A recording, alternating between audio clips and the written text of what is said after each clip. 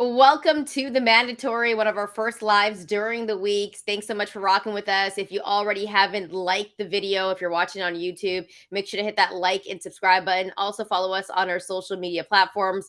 Bryan, it was a pretty busy week in boxing because Canelo Alvarez was fighting John Ryder, and that was a fight that actually went the distance. I argued with you. I was like, there's no way it goes the distance. I think a lot of people's parlays probably got messed up in this one. Mine did. And yeah, mine did as well. I thought it would be between round 7 through 9, but it turns out that Canelo Alvarez did indeed go the distance with John Ryder. John Ryder is tough as hell. What were your thoughts on what happened? And we'll get into what's next for Canelo, which we kind of already did a video for if you haven't already checked it out. But what were your thoughts on everything that you saw this weekend?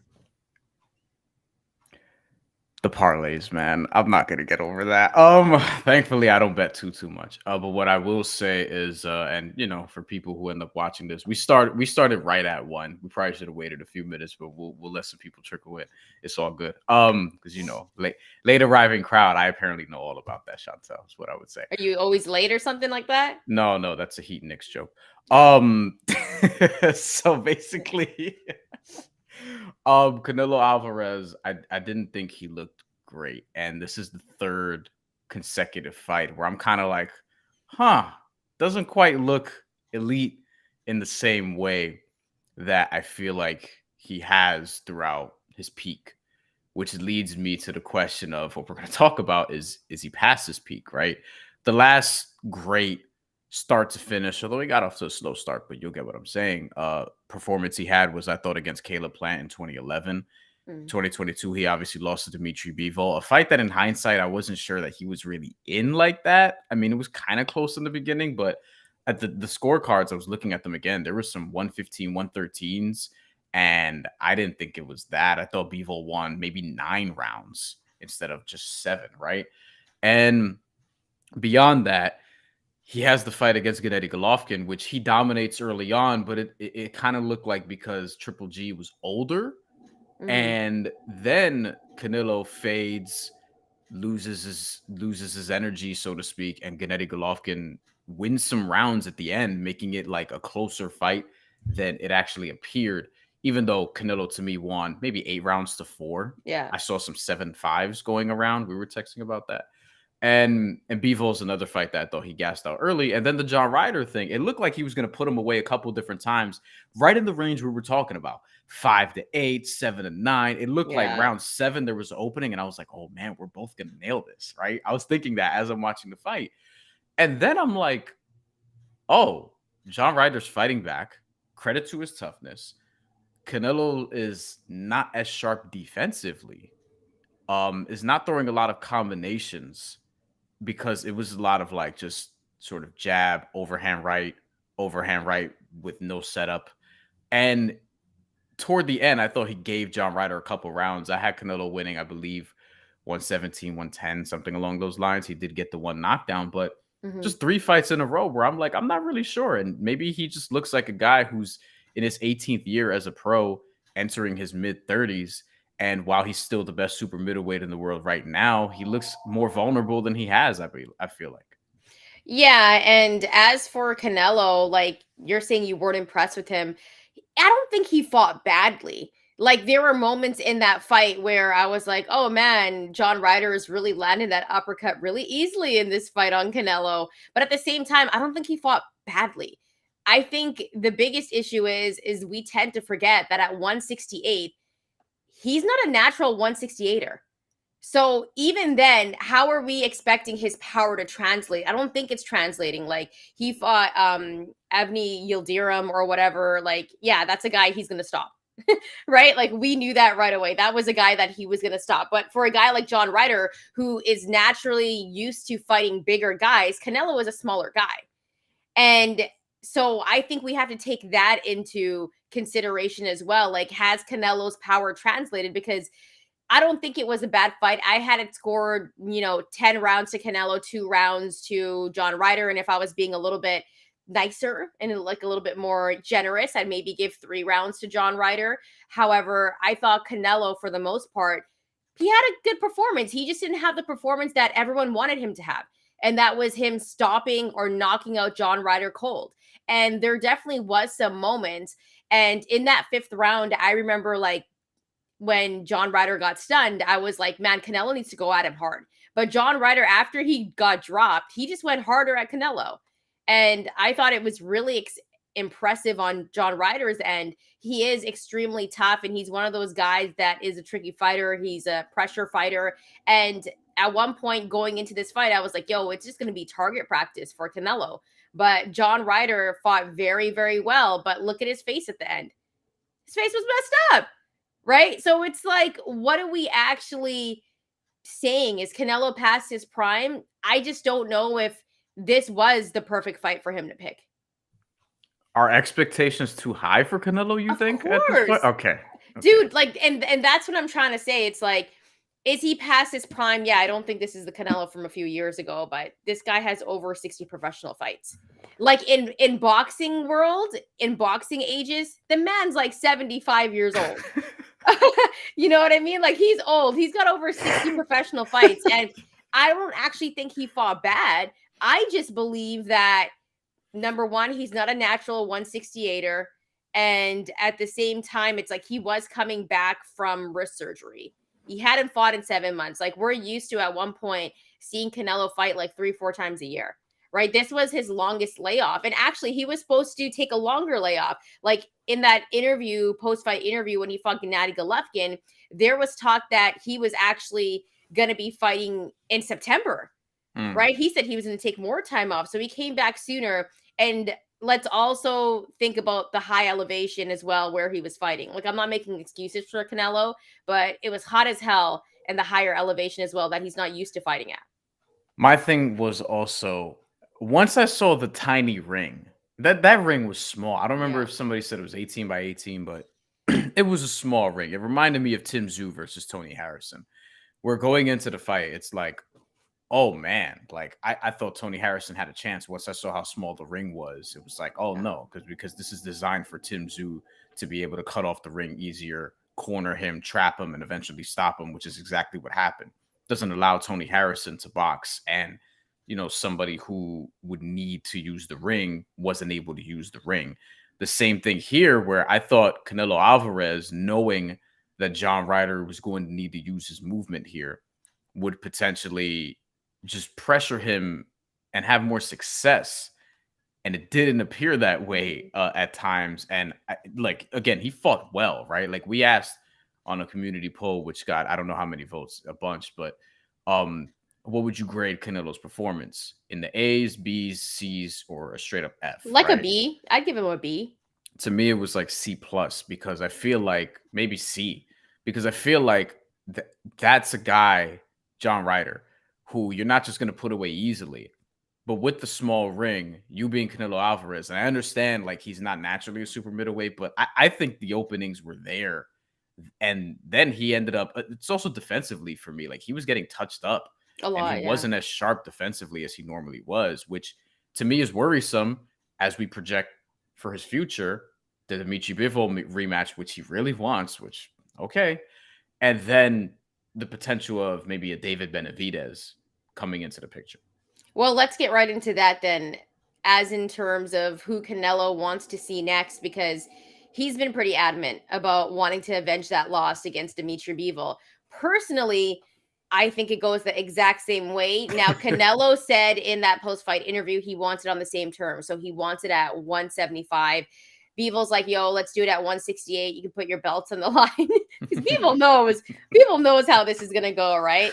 But at the same time, like, we haven't seen Bivol fight for a long time as well. So if they do have this fight in September, which is very likely, that'll be almost a year since Bivol has fought, or something along the lines of that. We'll have to look that up. I know you're the note guy. You took some notes, so maybe you can double check that for me. But that would be a long time since Bivol would have fought. So that's the thing. It's like, I think Canelo is going to want to avenge his loss against Bivol. I think the David Benavidez fight is the fight that fans want to see, though. Mm-hmm. I mean, this is the fight that would bring all eyes to boxing. And I think, like, there was some parts in that David Benavidez Caleb Plant fight where I was like, yo, David Benavidez does this against Canelo, it's a wrap, right? There were some moments. I think Benavidez has a chance to beat Canelo, but I think Canelo still has a very good chance to beat David Benavidez, and this would be the time to fight him because you don't want David Benavidez to get better and Canelo to get older. I'll tell you what, Shantelle. This is closer to a 50-50 fight to me today than it was a week ago. Yeah, it seems like because you feel like Canelo has fallen off for sure. no, not falling off, but like again, I'm gonna reiterate what I said before when we talked about this initially. With David Benavidez, I would not call him the favorite in a hypothetical Canelo Alvarez fight.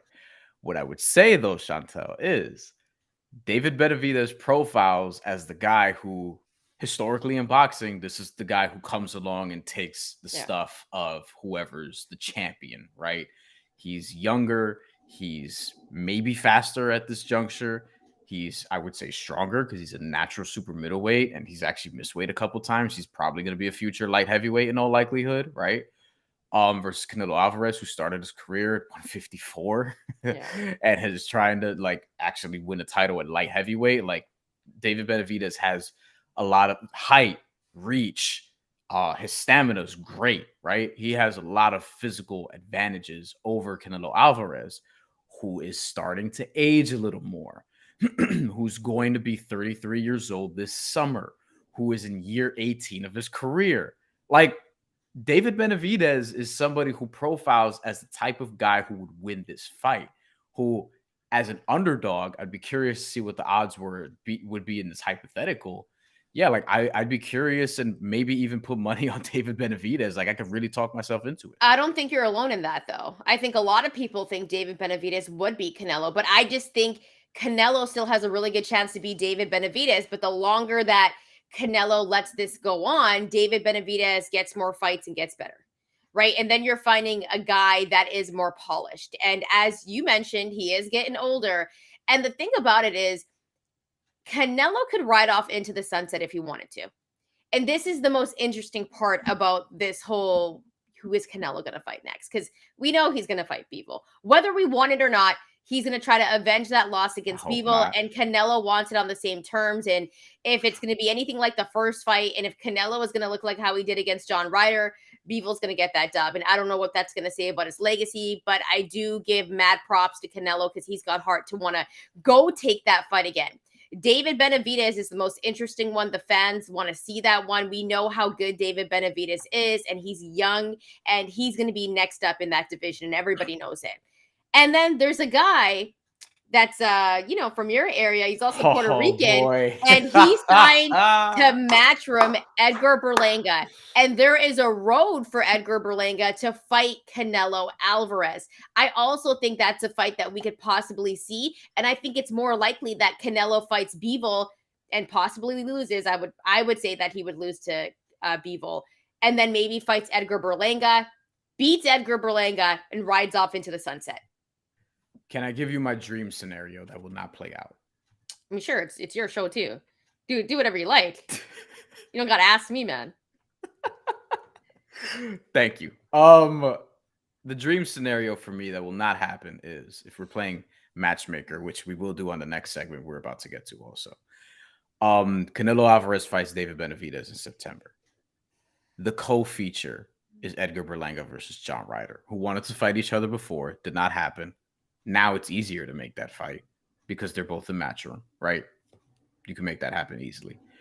And then Cinco de Mayo weekend in 2024, Canelo fights presumably the winner, presumably Edgar Berlanga, assuming he wins that fight against John Ryder, right? And that's also assuming Edgar Berlanga wins his fight next month against Jason Quigley. Yeah, that would be my dream scenario. Or if Benavidez wins that fight, then you can get Benavidez versus Berlanga somehow. Showtime and DAZN come together. You can make that happen. They just made Tank Garcia. Like they'll make fights, right? Like it's just a matter of getting everyone together and making that happen. But I do think we're gonna see Bivol Canelo too. I'm not really interested. I would like Bivol to defend his title and then fight Artur Beterbiev in the unification that we all want to see for undisputed at light heavyweight. However, if I'm Dimitri Bivol, Yeah, I want to fight Canelo again, beat him again, and make a lot of money. Why the hell not? Like, Yeah, why not? Why not? That's going to be a big payday for him. And also, when I take a look at that path, like I think that's something everyone wants to see as well. But I think at the same time, there might be a slight chance, even though Canelo doesn't have to. I think there is a slight chance that we could see that David Benavidez fight, because we know one thing: at this point, Canelo's fighting for legacy. That's why he wants to fight people again. He's fighting for legacy. So I think there's a chance we might get it, but at the same time, he doesn't have to go that route, because he can easily go fight Bivol again, lose to Bivol, come back, fight Edgar Berlanga, and sail off into the sunset if he wanted to. And I think that will be probably most likely from what we're going to see from Canelo. And speaking of Matchroom, we got to talk about Regis Prograis signing to Matchroom. Everyone thought that he would go to Top Rank or even PBC. And here's the thing is that apparently the offer from Top Rank was a lot better than the one from Matchroom. But Regis Prograis has decided to go to Matchroom. He also said in an interview that, he wanted to fight guy like Ryan Garcia, Subriel Matias, and Subriel Matias as well. I think he's a free agent. So, hey, maybe he signs with Matchroom. There is a possibility. That's an interesting wrinkle in all of this. And one of my predictions this year is that we would see a unification between Regis and Subriel Matias. But maybe I don't think so now, for reasons we'll get into. But if he signs to Matchroom though, because he's a free agent right now, so or listen, Subriel Matias could go to Top Rank. Because let me tell you one thing about Bob Arum. That's good matchmaking. That's good matchmaking. He gets the Puerto Rican. He knows how to market Puerto Rican fighters. Okay, if I'm Subriel Matias, I'm keeping that in mind. But anyway, yeah, and also Top Rank makes the most sense. I think it really, really also depends on what happens with Devin Haney, because there was talk that Devin Haney might leave Top Rank. There's also talk that rumors that Devin Haney is also going to move up a weight class. Those rumors were also shut down by Bill Haney, if I'm not mistaken. So I think it really also depends on Devin Haney, because if Devin Haney does leave Top Rank and then goes over to Matchroom, that could be a pretty good fight with him and Regis Prograis. But Regis Prograis set to fight Liam Paro, who I believe is Australian, if I'm not mistaken. We just had our, Australian friend Jason Maloney hop on our show as well, who will be fighting this week. Yes. Yeah, so definitely go check out that interview. But Bryan, want to get your thoughts on Regis signing with Matchroom? Regis Prograis will be fighting next month. So it's interesting because 140 is we asked Regis when he came on this show last month. Whenever that was, it was recent. And I asked him about potentially moving up to welterweight at some point. He was like, 140 is more popping right now. And he's right. Because if you look at what's coming up, Jack Catterall, who we thought he should have gotten the nod over Josh Taylor. A lot of people thought he should have gotten the nod over Josh Taylor. It's a robbery. It was a robbery. He's making his return in a comeback fight against Darragh Foley, and that's going to be May 27th. So that's coming up, right? That's on the Mauricio Lara Leewood 2 rematch card. And next month, you have, obviously, Josh Taylor versus Teofimo Lopez, WBO title, Madison Square Garden Theater, controversially. That's June 10th. The week after, Regis Prograis has the I'm coming home fight against Liam Paro in his hometown, which Shantelle I did call when we were texting about it. I was like, he's going to sign there. He's going to have a fight in New Orleans and a bigger fight later on. I think you circle that on your calendar, because what it looks like is Regis Prograis, Jack Catterall on the fall. That's what I feel like Matchroom is sort of setting up, which is smart for them to do so. Other options in-house, Gabriel Galaz Valenzuela, who had that nice win over Steve Spark in a split decision. Maybe that's a title defense he could have. Richardson Hitchens, way more interesting to me. But that's the thing. Like, all of those fights are just meh to me, right? But that's what I'm saying. And we know that's the route. Like, we know that's the route, that he's going to fight Liam Paro, and then we know he's going to fight Jack Catterall. We know that. And when I take a look at that, I'm like, I don't really want to see Regis do that, because isn't Regis pushing 35 right now? 34, 35? Mid-30s, yeah. And he wants big fights, which he said. I think him and Jack Catterall is a big fight for, like, boxing fans. But is it a big fight in terms of transcending the sport? Not necessarily, right? And I don't think Matchroom offers that as much as Top Rank would have. So maybe we could ask him. We'll have him back on the show. We could ask, like, what the decision there was, because top rank, and this now will pivot to the WBO side of this, the top rank side of this. The logical matchmaking there is obviously the winner of Josh Taylor, Teofimo Lopez will become the champion. Arno Barbosa and Jose Ramirez don't have fights right now, and they both won, and they should fight each other. Presumably, you can make that fight happen still in July or August. And the two winners of those fights, let's call it Teofimo Lopez and potentially Arno Barbosa, because I think he's underrated right now and looked better against Jose Pedraza than Jose Ramirez did against Richard Comey, in my opinion. Maybe you have the two winners of those fights. They fight Heisman night pay-per-view. Maybe a pay-per-view or just on ESPN, probably just ESPN on December. And there you go. There you have your sort of top ranked little tournament or whatever the case may be. And I think there are some pathways to making interesting fights if promoters are also going to come together. There's Rolly Romero's fighting for a WBO interim title now this weekend. And he will win the title. Like he's gonna win the title. So he's gonna be someone at 140 that's gonna have a title, and people are probably gonna want to fight him. But yeah, I love that path as well. Arnold Barbosa and Jose Ramirez. And when we had Arnold Barbosa Jr. on our show, he said he would love that fight with Jose Ramirez. And so I would love to see those two obviously fight the winner of Teofimo Lopez and Josh Taylor. And we know that Jose Ramirez at the same time wants to avenge that loss against Josh Taylor as well. So this would be easy matchmaking. And if he would have chose Top Rank, it would have been so much easier because he would have had so many options. But I do think the one interesting factor is Subriel Matias is a free agent, and Regis Prograis did say that he wanted to fight him. So if Subriel Matias does end up signing with Matchroom, then there's a massive fight there. And also, one thing I wanted to mention was Rolly Romero fighting for the WBA interim title. I was looking at the rankings and for the IBF, because Subriel Matias, as you mentioned, like, who knows what he's going to do next. They don't even have top 2 rated contenders right now at this point. So I'm like, oh man, is he only going to fight once this year? Like, is this going to be some bullshit? And you're looking through the rankings. It's like Ergashev is number 3. Then you have Liam Paro, who's going to fight. Liam Paro was supposed to fight Arno Barbosa. Wasn't that ordered by the WBO as an eliminator? And then all of a sudden he gets a title shot of Regis Prograis. Gotta love this sport. And then you have other guys on the rankings who, is he gonna go to ESPN? So because Jose Ramirez is actually there, he's 6th, I believe. And then the guy is sort of lingering in all of this, and he's not necessarily going to get a title shot next, but he will soon. He's Gary Antoine Russell. Yeah. And I feel like the Rolly Romero, Gary Antoine Russell fight is right there to be had, maybe later this year, maybe early next year, as a title fight that's interesting to me. So 140, there are a lot of options. I think the most creative ones you can have right now are definitely in that ESPN house. But what we really need are, like, again, ESPN Matchroom, Showtime. We need everyone to come together and make some of these crossover fights, because if everyone's just going to keep it in house, then it could get stale after a while. Well, they just did that with Ryan and Tank. And so I think Ryan Garcia is actually an interesting piece at 140 as well, because what is he going to do? I think there's a really good chance that we might even see him fight a guy like Rolly Romero, because they're good friends.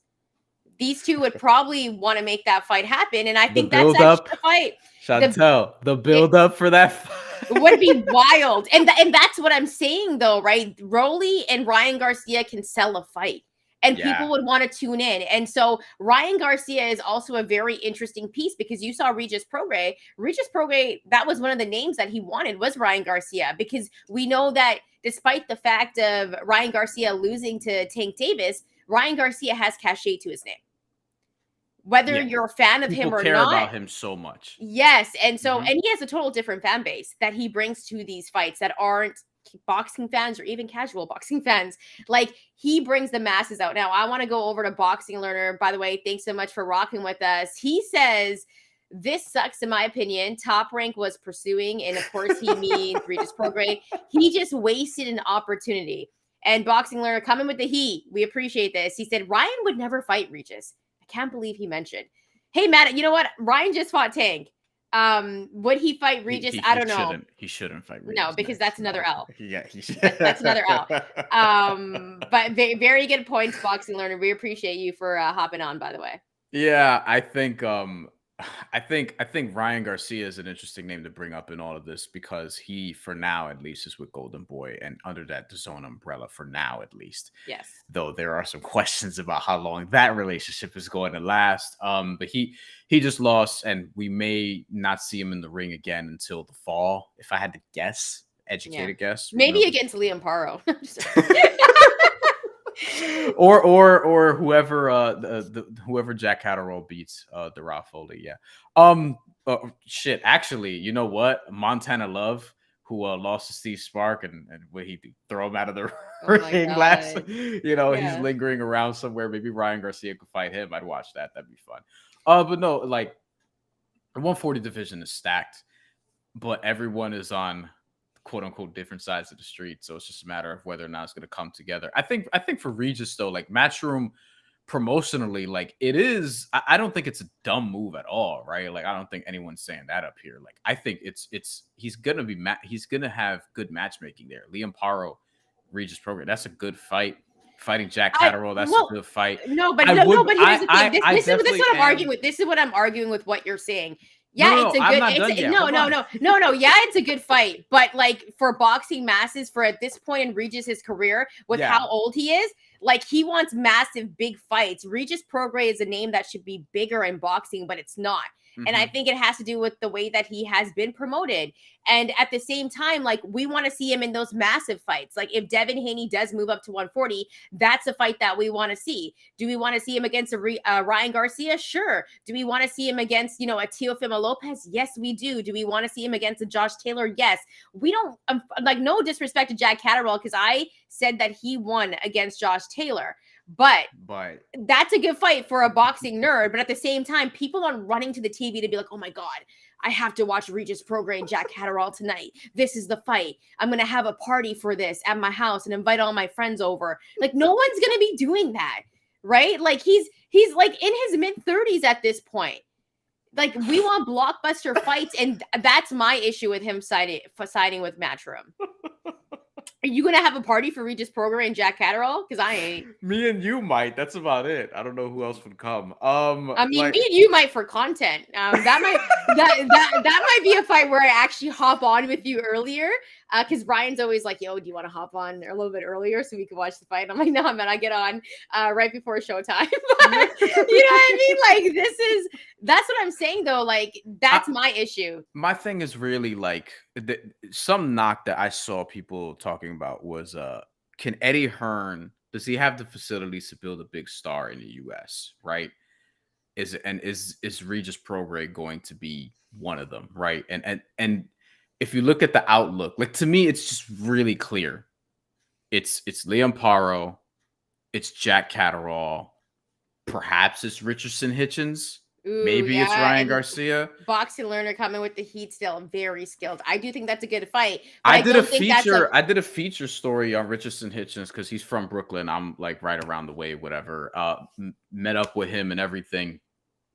I think he's super, super skilled. And he's somebody who, if marketed correctly, could be a star because he's one of those guys. He's going to be very difficult to hit. He's going to be a pain in the ass. Like he's kind of like, I don't want to say he's as good as Shakur Stevenson, but stylistically they're pretty similar, right? Mm-hmm. If that makes sense. Coincidentally, they did some training together and things of that nature. Both were in the Olympics. Yeah, I think that's interesting too. But to your point, yeah, I think the bigger fights would have been at Top Rank. So I kind of wonder like what's Eddie Hearn and Matchroom have planned that really sway the direction here? Because this really sort of alters the balance of 140. Because if Regis did sign with ESPN and Top Rank, then you're talking about like so many good fights. The possibilities there. You would make him and Arnold Barbosa right away. You could do that straight away next. Yo, here's the thing though. I think we also heard that Teofimo Lopez also saying that this is going to be his last fight with Top Rank. Is that something that he said? Among other controversial things. Yeah. Which we were not going to get into, but yeah. He did say that. I mean, we can. Probably not for this episode, but like we can. We probably do that leading up to his fight, which I may be at, fingers crossed. But yeah. Because that's the thing. It'd be interesting to see where Teofimo Lopez goes. Because if he was also to go to Matchroom, that makes things really, really interesting. So I think it really depends. Given what he said, I probably see Matchroom more likely than Showtime. Yeah. You know, if we're I mean, if we're going to get into that, we'll get into that for another episode. But that's my whole thing is like, I think it really depends on what Devin Haney is going to do. Is Devin Haney, let's say he does beat Lomachenko, and I hate to just say that he's going to beat Lomachenko, who but could let's just also say, lead, who also may not be long for ESPN. so right? let's just say that he does beat Lomachenko. He's still undisputed. Then he moves up to 140, has to vacate his titles, and then he would sign to Matchroom. There is a chance that him and Regis Prograis could get it on, but that's a lot. And we also heard Bill Haney say that he wasn't going to move up to 140. So there's also that factor. Subriel Matias, free agent. Will he sign with Matchroom? Because I think that's a fight that everyone would want to see. Regis Prograis and Subriel Matias. Subriel Matias probably the most underrated in the 140-pound division. Doesn't get talked about a lot by casual boxing fans. And then you also have the factor of Teofimo Lopez. What is he going to do? Is he going to be leaving Top Rank? Is it his last fight at Top Rank? Because remember, at one point, he did also say that he was leaving Top Rank before. Yeah. And he's Boxing still fighting Learner, under that umbrella. Boxing Learner says it is not true. Bob Arum says he has 2 more years in Top Rank. All I'm going to say is contracts are made to be broken. A lot of that, like a lot of this shit, you know what I mean? Especially in this sport, as you can see, people make up the rules as they go. Liam Parra was set to fight Arnold Barbosa allegedly, or ordered to fight Arnold Barbosa allegedly, WBO title eliminator, and then all of a sudden he's getting a title shot at an entirely different network against an entirely different champion, Regis Prograis in New Orleans. People are just making shit up as they go, and let's also remember that Lou DiBella is still working with Devin Haney as well. And we know Lou DiBella, he don't give a shit what network it's on as long as it's a good fight. And we'll try to get Lou back on again. He was actually our first episode, a classic Lou DiBella episode, if you want to go check that out. Before we hop off of here, Bryan, any final words on Canelo and, of course, the 140-pound division? Just looking forward to some fights coming up. We'll use this time now to tell people big previews coming up next week. We're going to do a lot on Devin Haney versus Vasily Lomachenko, kind of like we did against Gervonta Davis and Ryan Garcia. So keep it locked for that. And we have Rolly Romero this weekend, so we'll get into a little bit of betting. And Jason Melody, who we had on the show, we'll talk a little bit about his fight coming up. But as far as the 140-pound division, a lot of talented names, some coming up. We mentioned Gary Antoine Russell and Richardson Hitchens also. I want to know what they're going to do because they're kind of up next in the class. And then you have like a true 50-50 fight with Josh Taylor and Teofimo Lopez coming up that I'm very excited about. Very excited that it's in New York City. Wish it was in the big room as opposed to the Madison Square Garden Theater, but that's another story for another day. All right. And by the way, you got to see Bryan flex on his new accessory for his mic that he's super hype about. But if you haven't already liked the video on YouTube, make sure to like the video, hit that subscribe button, and make sure to follow us on our social media channels. It's at TheMandatory TKOs. Thanks so much for hanging out with us. And we'll be doing more lives as well, probably around this time, 10 a.m. Pacific time, 1 p.m. Eastern time. And so we'll definitely be back with some more content. Keep it locked here on the Mandatory channel for some more content throughout the week because, like Bryan mentioned, Rolly is going to be fighting and he should be champ after this weekend, but we'll get into that on another episode. Yeah, you never know, but I'm pretty sure. I'm pretty sure that might happen. But you know what? Lately I've been wrong, so maybe I should just keep my mouth shut. But anyways, follow us at the Mandatory TKO. Thanks so much for rocking with us, and we'll be back soon.